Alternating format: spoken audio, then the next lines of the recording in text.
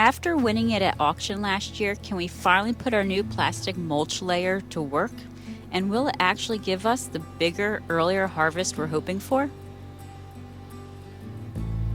Hi, and welcome back to Whitetail Acres Farm. Spring is here, and on a working farm and homestead like ours, that means things shift into a whole different gear.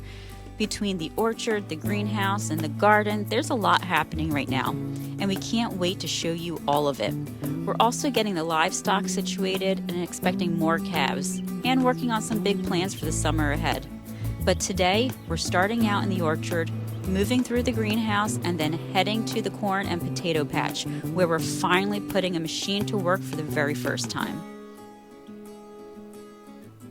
So let's start out in the orchard, because honestly, after a long winter, there's nothing quite like walking out here and seeing things starting to wake up.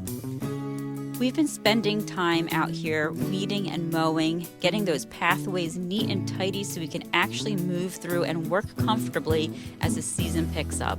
There's nothing worse than fighting through overgrown grass when you're trying to get close to those trees. And the effort is already paying off, because right now we're seeing buds, new growth, and real signs of life all the way across the orchard. We have apple trees, peach trees, pear trees, elderberry, grapes, blueberries, blackberries, figs, cherries. There's a little bit of everything out there. Every spring this orchard gives us a little bit more to look forward to. And if you've been following along, you know we've put a lot of work into the space recently. The pruning, the fertilizing, the soil testing. Now we get to watch whether all of those efforts come to life. So far, it's really looking promising. From the orchard, let's head over to the greenhouse, because this is where so much of the season starts before anything ever makes it into the ground. We've been doing a lot of direct sowing in the raised beds in here. Parsnips, carrots, onions, lettuces, herbs, all of those seeds went straight into the soil, and we're already starting to see little tiny plants popping up. There's something about the first green pushing through that dirt that never gets old, no matter how many seasons we've done this. We're also really happy with our strawberry plants right now. We have about 80 or so plants in here, and they're all growing strong, and they have started to flower. That means strawberries are coming, and we're absolutely so excited and cannot wait. The greenhouse gives us such a meaningful head start to the season.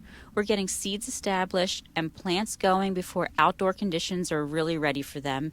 And that head start, especially for our shorter growing season, that matters more than most people realize. So, between the orchard and the greenhouse, we're already feeling really good about this season. But the thing we have been most looking forward to is out in the corn and potato patch. And it involves a piece of equipment we won at an auction last year that we've been waiting, storing, researching, and honestly getting a little impatient about for an entire year now. If you've been with us for a while, you know that we love a good farm auction. And last year we came home with something we'd had our eye on, a Rain-Flo Model 2550 raised bed plastic mulch layer. Ooh, that's a mouthful. And we've been waiting for spring ever since. Before we could do anything with it though, we had some prep work ahead of us. Last summer's corn stalks were still out there, so the first job was mowing those down completely.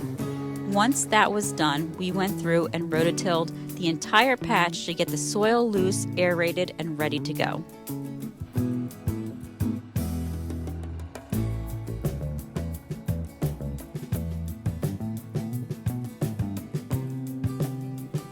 And then, finally, it was time. We hooked up the Rain-Flo and ran it through the field for the very first time. So let me explain what this machine actually does, because it's genuinely impressive. The Rain-Flo is a heavy-duty tractor-mounted machine that does 3 things in a single pass.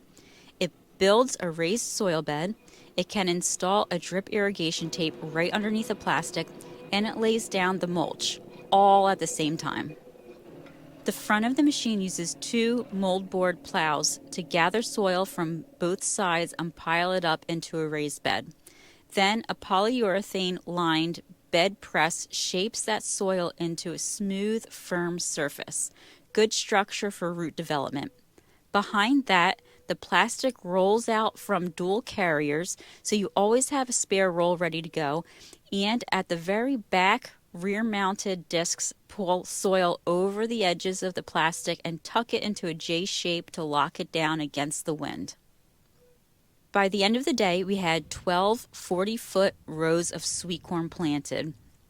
That's 2 rows of sweet corn under each row of plastic, and then 2 40-foot rows of potatoes, all on raised beds, all under the plastic mulch for the very first time. Our goal this year is to have a better crop and an earlier harvest, and we really believe this is going to deliver. Now, you might be wondering, what's the real difference? Why go through all of this instead of planting straight into the ground like we've always done? The first reason is soil temperature. The plastic warms the ground earlier in the season, and for warm season crops like sweet corn, that means faster germination and quicker maturity. We're talking potentially 7 to up to 21 days earlier than bare ground planting. An earlier harvest means more time in the season and more options for what comes next. The plastic also works as a vapor barrier.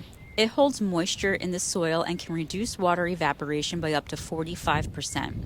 In a dry stretch, that can make a real difference in how much we're out there having to irrigate. And then there's weed suppression. The opaque film blocks sunlight from hitting the soil surface, so weeds simply cannot germinate underneath it. If you've ever spent a hot summer afternoon hand weeding a corn patch, you understand exactly why that matters. So between the orchard, the greenhouse, and the garden, we feel like we're setting this farm up for the best growing season we've had yet. And it's not just the plants keeping us busy. We've got more calves on the way, we're getting ready to raise hundreds of meat birds this summer, and we are also in the planning stages for a hog pen, which would mean adding meat pigs to the farm.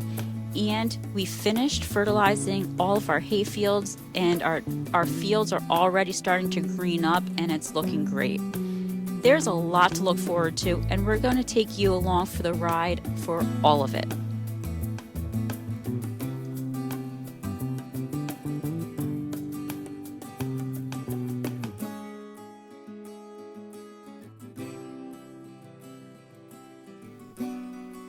If you've used plastic mulch in your garden or on your homestead, we would love to hear about it. What worked, what didn't, any tips that you have for us first-timers, please drop it in the comments. We read every single one and we do appreciate your feedback. Don't forget to subscribe to our channel so you don't miss a single update from the orchard and greenhouse to the garden, the livestock, and everything in between. Thank you so much for watching, and we'll see you on the next one.